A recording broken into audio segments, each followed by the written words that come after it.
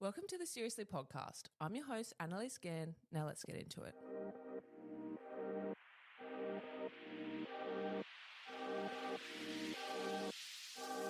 Welcome to the Seriously podcast, where we make light of serious conversations with really interesting people. Constance Hall requires no introduction, but whatever you do, don't call Constance a mummy blogger. The social media star, multi-businesswoman and author is always making headlines by just living her life authentically, but also providing her fans with refreshing and engaging content. With a family of 6 kids, a beautiful husband, a successful podcast, and multiple businesses on the go, I wanted to get Con into the Seriously studio for a life update to see what she's been up to. I am so excited for this interview, guys, with a true queen. So here she is, everyone, the amazing Constance Hall. Welcome back to the Seriously podcast. I'm your host, Annalise Gann, and this week in the studio, we have the queen, Constance Hall. Thanks so much for having me. Thank you so much for coming in. The first question I want to know, first off the bat question, how are you going? You know what? I'm surprisingly great, and I've had so many beautiful people reaching out to me to ask me how I am, and I feel like there's no way of saying that you're putting your business into administration without it. You know, it's obviously not great news, but I'm feeling really good about it because of like the personal circumstances with that business. Is that what you're referring to? Absolutely. As in, yeah. Okay. So Queen the Label was created 6 years ago or 7 years ago off the back of my very successful book, and it was created with the intention that it would become its own brand and it wouldn't be completely reliant on me, my social media, my designs. And that just kind of never happened. So what I found was that I had this very big company with very big expenses and business partners and all this stuff, whereas everything was just reliant on me. And so, do you know what I mean? Because it never became its own company. And we did try, but things just weren't really resonating with people if I wasn't the driving force behind it, which meant that, you know, I was the designer and the sales and the marketing and the photography and the everything, the influencer, do you know what I mean? And you yourself being an influencer know that that's a job in itself because you have to stay relevant enough to have people want to engage with you. So there's just so many things that were falling on me all to pay for this huge company that didn't really have a role. And so just keeping up with all of those expenses, it was insane, and the pressure would lie on me every day. I would wake up and I would think, like, what do I have to make, like, in order to pay, and what invoices, and all this stress was happening. And eventually it just got way too much, and my business partner left, my bookkeeper left she left Queen Biz for reasons that I obviously can't disclose, huge reasons, but she's still working for me on my other brands. And it was just it was just, what do I even have Queen the Label for? Okay. I didn't see the point of it, of chasing my tail every day just to keep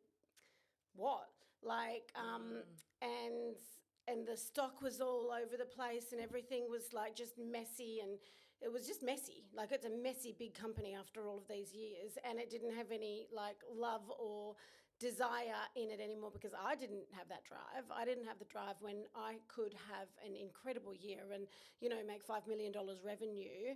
That's not including any of the expenses. My life and my income wouldn't change at all. Like, I would still do you know what I mean? Absolutely. I couldn't go, okay, I want to take the kids to Europe, I'm going to work really hard. Just didn't happen. Like, the company could be doing really badly, my income doesn't change, the company doing really well. And I was like, I just want to be a sole trader. I just want to go back to where I get that motivation because I want to put my kids in a school, or I want to, whatever it is, and I can work really hard and I can do that. And when you're a parent, every bit of work that you do is time taken away from your kids, especially if you're a solo parent or you've got a million kids like me. So I have to look at my life and go, okay, you're 41 now. You don't have that many more years of being a parent. Like, you need to, and so what it means is that my car gets taken away from me because it was a company car. I don't really care. And it means that I'll probably have a little bit of debt, even though I had more stock than debt. So I was never trading insolvent. I didn't, get out of any invoices. But things like tax and stuff, I will have to pay out of my own pocket rather than out of the stock that I had.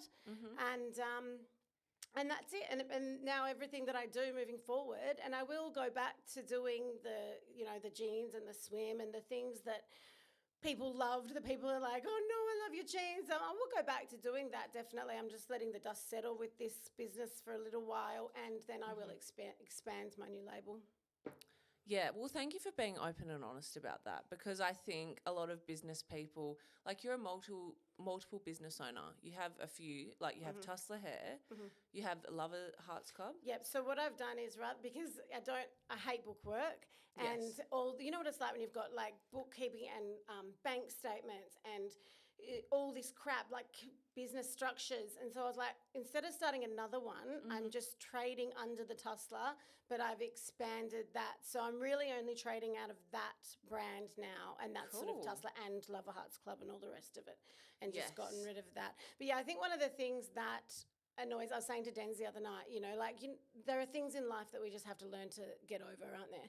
Things that, things that have been injustices towards you that you could fucking think about non-stop if you wanted to be bitter and go grey, getting angry about it. But I'm really good at just moving on and just going, no, I'm going to pick up onwards and upwards and whatever. But every now and then things catch me. And one thing that pisses me off is that now the narrative is that I'm this terrible businesswoman. And people would have expected me to be a terrible businesswoman, being ADHD and dyslexic and not having experience, but I'm actually really savvy and I make really good business decisions, including this one. Do you know what I mean? A lot of money. And I've made a lot of money. That's Let's right. Let's be honest. That's right, exactly. It can't be that bad. And that's from decisions. Like in the beginning when someone said, when the publishers came to me and they were like, Penguin, PanMac will publish your book. If I had have gone with them, I would have made maybe 150K out of my book, whereas self-published it, made millions of dollars, and that sort of set me up to start the company. So I think that, I don't feel like it's fair that people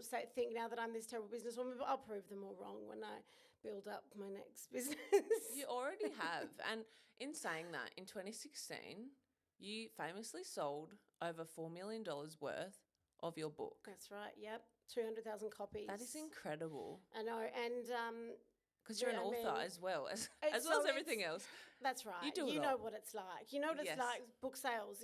Selling 4,000 books is huge. It's like it's really hard to convince people to read your words, like to lie with you in bed and read your words and devour them.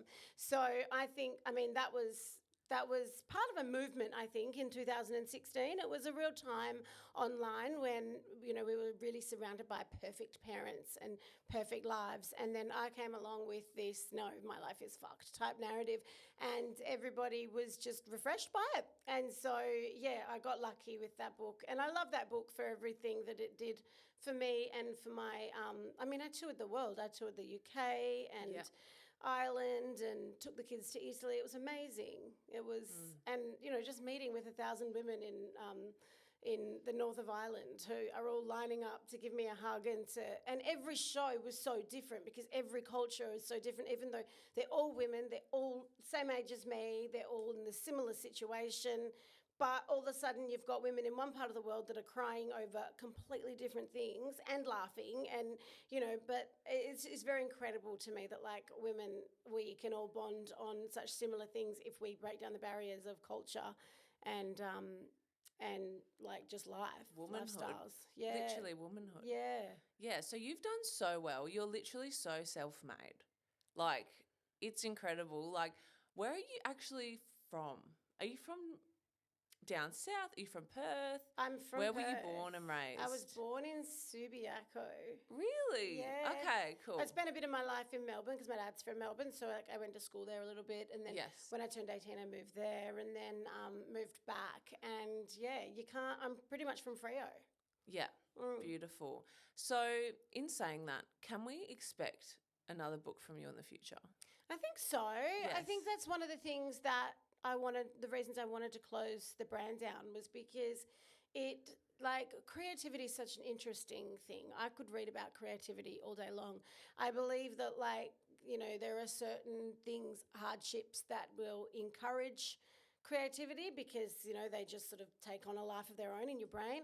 And there are certain ones that would discourage them. And I think those sort of growing stresses, like I think about my blog, right? It went crazy in 2016. It was like 5,000 new followers every day. And I had so much content because I'd blogged for so long, but no one had read anything. So I was just smashing it out every day. And it was great, but it was hard work. And I had 5 kids, four kids, 5 and under. And then I'm writing this book as well. I'm up at 3 a.m. writing and looking after all these kids by myself. And I was just like, you've got one chance. Do you know what I mean? Like there's no drive, like the drive of someone who's just been like, felt like she's been held down her whole life and this is her one chance to get it. And so I was just driven and I went hard. But I think of that year and all of a sudden I'm doing interviews with, I'm getting spoken about on The View in America. I've got like all this crazy shit. Like it felt like it was existential, but it was kind of like winning the lottery, only it had a clause like you've won the lottery now because everything that you've ever dreamt of has come true, but you have to work like a fucking dog every day to continue, and you can't complain because you've got this excessive privilege because you're making all this money and all these people, you've got this platform that people are listening to, but like you're just fucking exhausted and you're head fucked because you've got people hating on you and then people like telling you all of their problems, and if you don't do this then you're not going to be able to donate that, and then there's 70 children, it gets bigger and bigger and bigger. And before it was just you and your children, and so it's a very interesting and non-relatable because other people don't really understand. But what it did do is it shows you like who like really cares about you, because you get a lot of people in your life going, yeah, Con, just work a bit harder, just make a bit more money. We could do this with it. We could do that. And these are people that you've always respected and looked up to. And then you've got other people saying, Con, that doesn't fucking matter. You don't care about that. Who needs that? Like life should be more simple. And so, yeah, it's been a very interesting. I mean, I wish that I could write the book and the real book, do you know what I mean, about what's really happened over the last sort of 7 to 8 years. But you just can't unless everyone dies, and then you can write. Otherwise, I'll be back in the courts, and I've been in court for 7 years, 6, 8 years with different people from different companies and all the rest of it. And I wouldn't wish that on anybody. Like, it's the worst. Takes all your money and all your time and all your stress, it's just, So I would like to write another book. I sat down last year trying to write fiction, but I just couldn't because I had too much stress coming, everything. You need to be not just like in a zone, but you need to be able to shut the rest of the world out and really just commit yourself to the book. Whereas if you know that come 4 o'clock you have to stop because you got to write a blog or you got to do this and that, it just doesn't work. So I put it away, and now I am in 2 minds. I did like a poll on Instagram to see, because I was thinking kids book, fiction, adults book, or non-fiction. And but everybody wanted non-fiction again because I guess they want the dirt. Do you know what I mean? Oh, yeah, people love the drama. They love the drama. But then it involves you and your loved ones and your family. And you're like, I don't want to put them through. They didn't ask for this. That's it, exactly. Yeah. And then you're going to get sued as well. Like, even if you don't like the people. Yeah, people sue. They love it. Yeah. No, so I want to ask, because like you have like said yourself, you came from humble beginnings, you made all this money, you've done so well in life, you're famous, you have a lot of followers on social media. What changes when you come into money and like you're not from money kind of thing? Oh, so much changes. Okay. And because like most of the people that you know don't come from money either. Yes. And so all of a sudden you have to make the decision like who to help out. I mean, I got my money kind of got locked away pretty early in the company, and so that meant that I couldn't really touch it even myself unless it was like for work related stuff. So that's probably good, because when I first started making money, I gave away $80,000 and didn't even realize like it was 10,000 here, 10,000 there. And it was just like, it adds because up, what? Yeah, I know. And why wouldn't you? Do you know what I mean? Like, when I would do the same. That's right. But people don't deserve it. There was this one woman, right? And I went to look at a house because the owners were selling it, and I was looking to buy another house. And with the money for my first book, and she was in tears, and I'm like, "What's wrong?" I knew her, not very well, but knew her, and she was like, "Oh, I need to get another rental. She wasn't saying she was a tenant. And I don't even have like, you know, only thousands to get the lease and the bond and the rest of it. And I was also, and she was also selling her plants, and I'm a plant lover. So I was looking at her plants, and, you know, she had about $100 worth of plants, not even. And so then that night I messaged her and I said, I can't stop thinking, because like just seeing her cry broke my heart. Can't stop thinking about today. Do you know what? I'm going to give you $4,000. All I'm going to So nice. All I ask is that you just don't tell anyone, because I'll get in trouble from like the people that I'm with. And I was still under the thumb of a few people in my life, and she was like, yeah, of course, that would be great. Thanks so much. So I bought like a succulent for $4,000, and 2 months later, she had told people like that were bitching about me at a certain event, and everybody was just going, "Oh my God, she just throws money around." No, no, no. And I was just like, what a bitch. I never even confronted her about it. But people are like that. Do you know what I mean? Like people. Like you can't win. You're trying to help someone out. You can't win. And and I spoke to my friend who's a lawyer as well, and he was going, Con, the courts are not full of people who are just deciding to be bad. The courts are full of people who, like every case, there is one person who's just really generous and the other person whose gratitude turned into entitlement. And then when the generous person pulled back, they were like, no, I feel like I still deserve some of that. And so that's, I think, what happens to people who first come into money, because you think, well, if I'm just generous with everyone, I can't get myself into any trouble because I don't need much. But it doesn't work like that, because no matter how much you give, it's just never enough for some people. And when people see you and they think that you're doing all this like amazing stuff, they will try and figure out, where's the angle? Where's my bit? How do I... And it doesn't matter if they don't have a case, because you get sued, you still have to pay the legals. And if they don't have any money, you're not going to get it back at cost. You know what I mean? Like, it's hell. I think that kind of sucks. Like, people who really quickly get, you know, you see it all the time, don't you, with like musicians, and they're all in the courts because their manager was taking money off them. And you really need to be able to not stress and not think like that if you want to continue to be a good creative. But at the same time, if you can't get your head around exactly what's going on, you will get ripped off. Well, you have money and fame, though. That's the hard thing. Like, you have both. Well, I don't have any money now, and the fame, I wouldn't really call myself famous. So it's kind of like, I guess I live in two worlds. Yes. Part of me is really like, Con, you can do this. You've got over 1 million followers, and, you know, you've got the platform, plus you've got the support, you've got everything, you're fine. And the other part of me is like, really, you're at the same place that you were when you were a hairdresser, because, you know, you're mortgaged up to your eyeballs, and do you know what I mean? Like, aren't we all, though? I think it's good to think like that. I think it's good to always know, it's good to always know that, like, with one bad week, this could all go to shit. And it keeps you on your toes, and it stops you from ever getting full of yourself. I reckon there was probably a time in 2016, 2017 when I was getting a little bit ahead of myself, you know, like thinking that I was better than I was. Because people surround you and start telling you you're amazing nonstop. And so then when someone tells you that you're not, it's really hard to not be like, fuck off, I am, you know? Yeah, so you need those blows. It's almost like it's really good for your confidence and really bad. The whole thing's a real dichotomy. It is. Yeah. It absolutely is. Can I ask, in terms of social media, you firstly went viral. Like, can you remember that time, the first post that ever went viral? Yep. I know what it was, but can you tell the audience? Well, interestingly enough, that wasn't the first post that went viral. I'd had posts before go viral, but they weren't so much posts that made people want to learn about the author of the post. They were just more topical conversations, and so the comment sections were viral, but it was with people disagreeing with each other or whatever. And so then when I wrote the parent sex blog, which I was driving down south and I was in and out of reception, and every time I came back into reception, like I'd had all these more, you know, heaps more followers and heaps more comments, and I was like, oh my God. And then I slept that night in a caravan park and woke up in the morning and there was like articles, and rather than them being like articles about this blog, they were articles that were like, so who is Constance Hall? Who is the author of this piece? Do you know what I mean?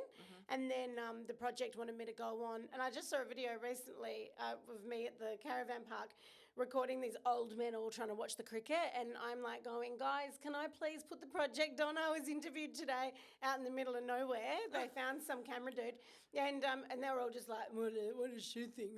But they did let me watch it eventually. With fame and internet fame and going viral comes trolls. How do you remain unfazed? It takes a lot. Like, it takes a lot. I think everyone has to go through their own journey with it. No one would be able to just jump into a life with a million trolls with a strategy to, do you know what I mean, combat it. You need to actually go to the depths of hell first. You have to just ignore it. You have to not see it, because the minute you see it or your friends say to you, like, hey, I'm really sorry, but this girl's now saying this, it changes your whole day. And do you know what I mean? Can our friends not tell us that? We No, don't want to exactly. know. But I don't even want my friends to know. Like, I'm like, Denim, don't look at that comment section. And he's like, I'm not like you. I won't be fazed, but I don't care, mate. Like, I don't want you to read that shit about me. Yeah, because it does put things in people. Like, I remember with my ex, he was like, oh, I saw this about you tonight. I'm like, I don't want to know. And also, exactly, Please because don't bring it up. that will do nothing but hurt your ongoing performance in the future. Yeah. But it will, because if you hear what people hate about you, like if someone was saying, oh my God, Annalise, I don't know, whatever they're saying, then you might try and not be that person. Exactly. Do you know what I mean? And then the next haters are going to say that, and you're going to try and not be that person. Before you know it, the narrow limits of who you can be is so small, because, like, it happens to me already. I'll go to write a post, but then I'll go, oh, but people will say this. And then I'm like, yeah, but I really want to say this, yeah, but people will say that. Okay, and then I just don't write anything. Rather back in the day, you'll probably just like Couldn't give a organically, unfazed. Because I didn't have 7 years of like shitty comments about myself, analysing everything I did in the back of my mind. So it doesn't do anyone any good. And that's why it's best if you can, I mean, if you can afford admins, have admins that can block things before you even see them. Yeah, absolutely. So in terms of, trolls, I think a good part of like maintaining a healthy mindset through it is having a strong family or, base, like a system, a support system. You have a beautiful family. Can you tell me a bit about them? Yeah, my like, what do they call them when they're just my family at home is the 5 biological kids. Yes. And then there's your Zeke. tribe. Yeah, and so I've got 2 step kids, but one of them I consider my kid. The other one is older, and he doesn't like being mentioned on the blog or anything like that. So I consider myself a mother of 6. And they're all incredible. Zeke's in Sydney at the moment. Billy Violet is an asshole. She just called me before, and I said to Dance, can you on the way here? And she goes, why isn't Arlo at school? And I said, he needed the afternoon off. Well, why didn't I get, because you get heaps of afternoons off. Fine, hangs up. I said to Denim, can you imagine if we went together? Because he loves her. Like, him and her are super close. Yeah, because he thinks that she's just a little mini me, and she's got him wrapped around her little finger. And I was really close with my stepdad, so I love that. So nice. It's so beautiful. But I'm like, imagine if I met someone else and I had to explain this monster of a kid. She's a daddy's girl. Yeah, she is. I'm like, my dad will admit it. He's like, Annalise, you're my favourite. I'm like, Dad, don't tell me that. Are you the only girl? No. Because your sister would hate that. Hopefully she's not listening. She already knows. Come on. Really? Your mum's favourite, so it's okay. Oh, really? Right. Are you the youngest? Yeah. Yeah, okay. That's kind of the way sometimes, isn't it? Billy Violet, she's a teenager though, right? 15, Yeah. So she's in that phase of... Oh, she's just she's awesome. She's so gorgeous. She's gorgeous, and she's got like so much attitude, and she gets shit from the boys her age. And I'm like, dude, that happens. Any girl that kind of slays, boys hate. Teenage boys just can't stand. So, and then I've got the twins, and then I've got Raja, and Arlo is nearly 13. So it's a full spectrum. And then I've got my mum and my 2 brothers, and my stepdad. How do you balance it all? Like, I know this is such a vague question, but like, you have your businesses, you work a lot, you have 5, 6 kids, and then you have your beautiful husband, Denim. Like, how do you manage everything? Like, is it like, do you have help? Yes, so my mum helps. So I used to have nannies when I lived in Market River, but I'd found it like not good for my mental health to have a cleaner. It's really good for your... Yeah, well, I have a cleaner, obviously come once every 2 weeks to just do the like scrubbing the stuff that I'm not getting to. But I was having, like, especially after Denim's accident, I was having so much help that like I kind of didn't know what to do with myself. When you work for yourself, you've got lots of projects and things that you really need to be doing. But without that structure in your day of getting up, doing the kids' lunches or doing the breakfast or whatever it is, and then it just sort of sets you into this thing. Whereas I just felt like I was kind of, and nothing was getting done very well because when they don't know where things go. You're not cleaners a lot. They'll just make piles and put everything, and then it's just messy again in a day. Yeah. And so I think that it's much better. It's a better like work mumming sort of balance for me to do the majority of that stuff on my own. But my mum will do dinners half the time. She'll do dinners for the kids. She does the school lunches. Does she live with you? No, she lives around the corner though. Oh, that's perfect. I was living with her before. Yeah, I wanted to build a house in the back of my block, but and so I don't have to have nannies now, which is good. That is so good. Yeah. Like, I'm so jealous because my parents live down south, so when I have kids, I'm going to have to drive. They're That's definitely not right. moving up here. Are they That's not? so lucky. Did they raise No. you here or did they raise you down I'm south? from down south, yeah. Whereabouts? Bunbury. Bunbury. Wow. From the hood. Oh, but that's not And too proud. far. Your mum will come and do. Proud. Well, maybe your dad as well. They might come and do stints. Just my dad. Is that all you want? Nah, both of them. But yeah, you're so lucky. That's my dream, to have my parents live around the corner. But I've never had that. Yeah, right. Because you don't want to go back to Bunbury. No, but It's and they don't want to that come kinda here. sucks. Yeah, or maybe if you do really well, you could get like an investment property unit that they come and Or just stay in. build out the back. Yeah. When do you reckon you'll have kids? When I find someone who wants me. Yeah, you're calling it. Taking applications. Do you want children? Absolutely. Right. Yeah, I'm just waiting. Yep. I'm so excited. The But, next guy you meet, you'll be like, we're just going to count your sperm. Because I don't want to waste 3 years on you. I'm already crazy enough. I've already deterred that many. Like, I don't need to keep doing it.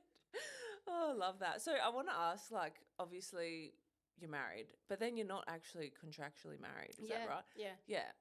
So, like, I wanted to marry him in January 2017, met him in March 2016, and I wasn't going to get the divorce finalised in time because someone wasn't letting me, and I was just determined to not let that stop me and stop this beautiful wedding, and it was such a beautiful wedding. So the lady did have to let everyone know at the ceremony. She was like, this is a commitment ceremony. But at the time, you couldn't get married if you were gay, so I was like, this is cool. Really? Yeah. I was like, this is kind of cool because I had heaps of gay people at my wedding. Well, when I say heaps, there was a few, but there wasn't that many people. And, I thought, cool, they can't do it. I don't care either. And then I finally got actually divorced recently. Oh, congratulations. Thanks. And so me and Denz were talking about it and saying, first we were like, we'll just do like a Rockstar Vegas style wedding. Oh my God, because we've that already would done look. the big wedding. You would look so good in Vegas. Can I just say? I would love to go to Vegas. But at the You same would time, look I don't so think good. he'll get into America because he has a criminal record. That's the thing. Yeah. So I feel reckon, my friends do too, and I'm like, I mean, I his think it friend limits where you can go. like- Yeah, well, his friend was struggled. It took her like months to get it approved, and all she'd had was a bit of possession of weed. in the US. She couldn't get to the US Because I know that Dubai is really strict. I don't know. I'm guessing the UK, the US apparently. the UK is not strict. They're cool. really? Yeah, they're cool. They don't care at all. Okay. Well, that's awesome. Maybe the UK then. Yeah, no, I reckon like even Bali. But then I was thinking we could have a Oh, that's a party in our vibe. backyard when we've got the Yeah. reno done and it looks all amazing, and we could just tell everyone it's just a party. And then they could come. Either way, we have to get married at some point. Doesn't really matter, actually. I just want to do it to have something to choose something to wear for. Do you know what I mean? Will we have a few dresses or just one? I probably. Are you a minimalist or a... I'm a maximist.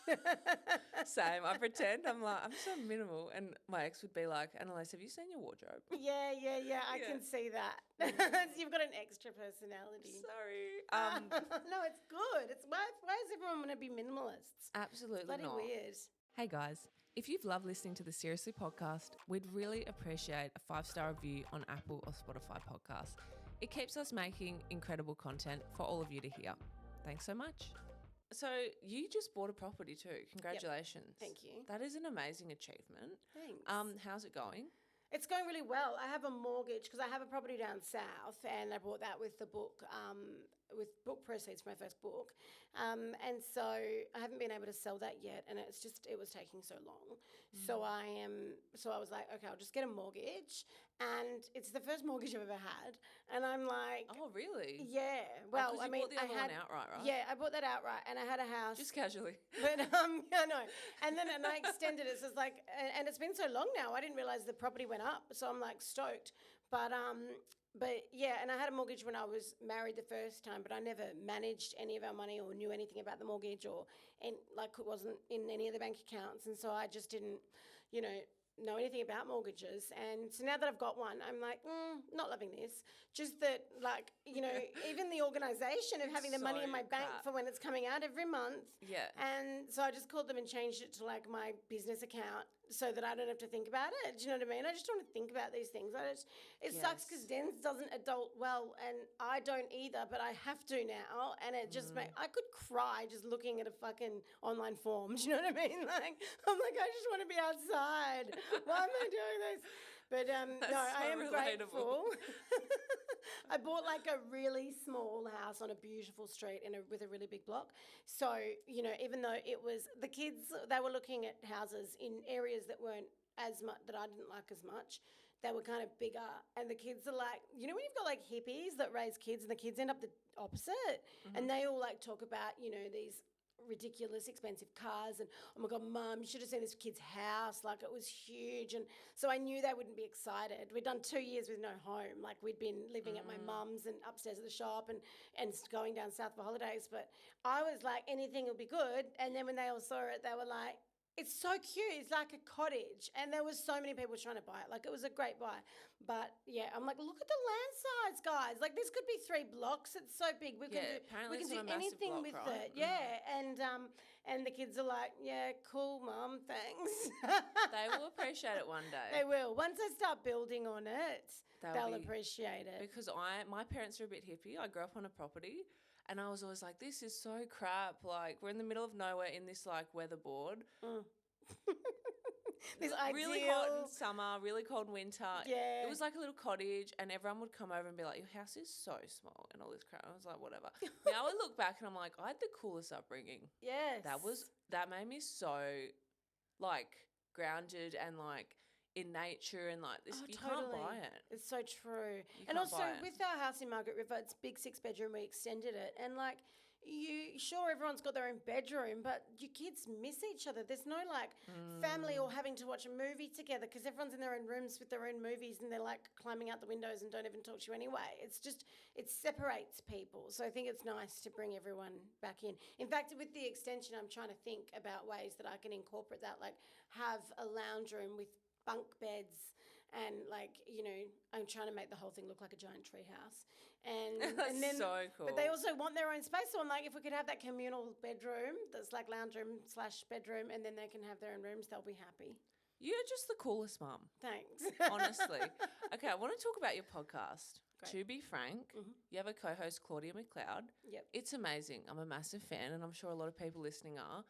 Can you talk to me a bit about that? Like, what made you come up with the idea, and like, is it, you told me before it's on hold for a bit, or like I'm just holding it. Just because like I know that come the end of this year I'm going to have so much more brain space and I'll be back to my fun self because I've had a rough few years with lots of legals and stuff. So that I figure that, why not just wait until I can put out some actual content that's not me thinking other things while talking. You know what it's like when you're stressed out.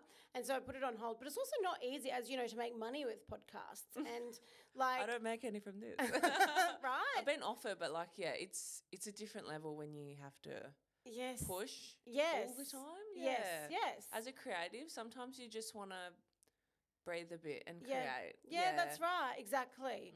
And it's like, I mean, you get paid for doing sponsorships, but then like they're few and far between, something that aligns with you and that you align with them. There's a lot that goes into that. Yeah. And so, I like podcasting because I really like the idea of having a platform that sits away from social media. You're very good at it. Thanks. I love it. I do. I love it. And the problem is I don't know enough, like, you know what it's like, you're trying to get interviews with people. I wanted to originally I was going to do interviews, and then I was like, that's so stressful trying to find someone new to talk to every week. Yeah. So I got Claude to come on, and that was great. But yeah, like I was talking to people about monetizing it, and at the time I was still like, working my brands, and I didn't need to think about money so much. But then like of recent months, I'm like, I've got to cut back on all the things that aren't making me cash. Absolutely. Do you know what I mean? The things that I'm just doing for the fuck of it all, like for fun, thinking that one day they will be monetized, because I don't have that kind of like. It's like lifestyle creep almost, but in a creative way. Yep. Yeah, I'm the same. Yeah. No, you just have to look at every little expense and be like, is that actually delivering me something back? That's right. Like maybe it makes me happy, but yeah. But the other thing was the content exhaustion. And when you're looking at your life for content and looking at the things that happen and thinking, oh, that could be content, it's just Mine's so dramatic, but I don't know enough about it. Right? Well, no one needs to know the truth. Once you did, it was just, my kids tease me. They're like, look at Mum's brain. She's got content brain. She's like, whatever we're doing, she's going to turn it into content. I love that. Everything you do, though, like, it goes viral. Like, it would be hard being you because every day there's like a new news article about you. I know, and it's the weirdest shit I hate as well. being famous. Did you see the one about the possum? Like, no, I didn't. When I was down south, I found a fucking dead possum in my garden with a like a pitchfork. Like it wasn't even our shovel, and it was stabbed through it, right? But it didn't smell like, what you grew up in Bunbury. A dead animal stinks. Yeah. It didn't smell, yet it wasn't biodegraded. So it was like fresh. No one had been staying in our house. And like we'd only just gotten there like the day before I found it. Anyway, so I did my Instagram stories. I'm like, guys, what the fuck?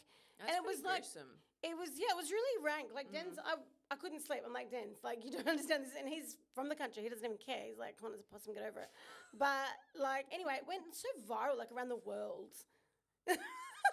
You're like, can I catch a break? I'm just trying to save possums one day at a time. Yeah. And then, sometimes you don't want to write something because you just want to tell your followers. You don't want to tell the Daily Mail. Yeah. Like, yeah, it's just weird. And they also like to try and embarrass me. Like once I was outside a book show in London, and I was giving these people that were coming to the show saw me getting out of my car. And like, they were like, oh my God, hi. And I was like, oh my God, hi. They asked me to sign their book, so I'm signing it. And then I'm giving it back to them. And then the Daily Mail's taking photographs of me, and they're going, and their headline was Constance, because I had my flower crown on, Constance, like something about Constance freaks out on goers, like passers by trying to give them a book. Like I'm this desperate loser in London trying to give my book away to people for free. You're like, it's the other way around, but okay, I'll take it. I was just so my God. And then I'm thinking the real scoop there was the fact that Denz had found some guy on the street that was prepared to sell him weed, and he fucking went and met him around the other door. And when I heard, I was like, Denz, the Daily Mail are going to pap you. But they didn't get that. Instead, they get me like signing someone's book. It's just... You're like, go get the weed, come back. Yeah. But the good thing about living in Perth is that you don't actually get papped. Like, it's not a thing. And, it's not, hey? Nah, not really. I mean, if I was super famous, I probably would. But I got papped coming out of the courts, and the guy he was actually really nice.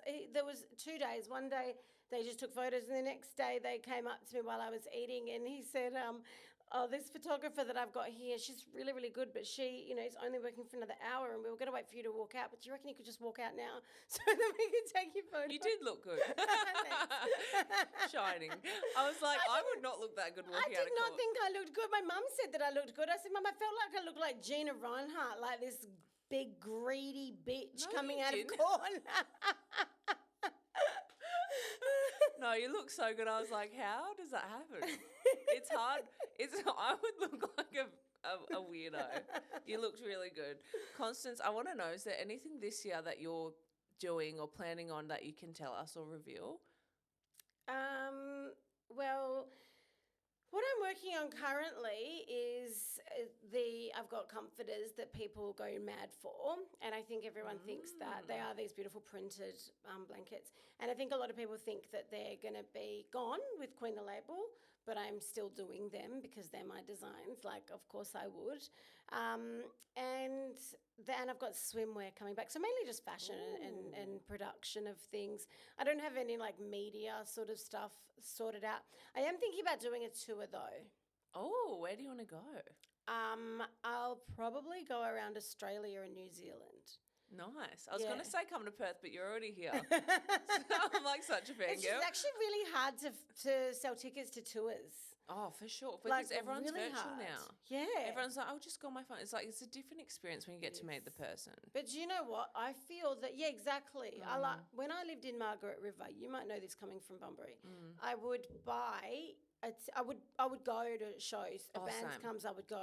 John Butler would come to Margs. Right, and you go watch him. You have to. Because Angus and Julia Stone. And you don't have other things to do, so you do that. It's nothing to do down there. Nothing to do, that's right. Whereas like here, 20 people that I have loved have come and I haven't gone to see them.